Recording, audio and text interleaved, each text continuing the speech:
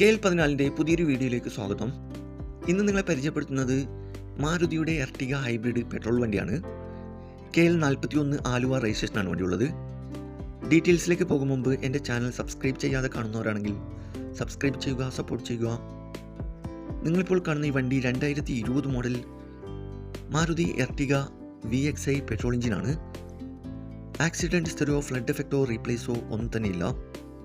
നല്ല neat and clean ആയിട്ടുള്ള perfect കണ്ടീഷനുള്ള ഈ വണ്ടി ഏകദേശം 40,000 കിലോമീറ്റർ വരെ ഓടിയിട്ടുണ്ട്.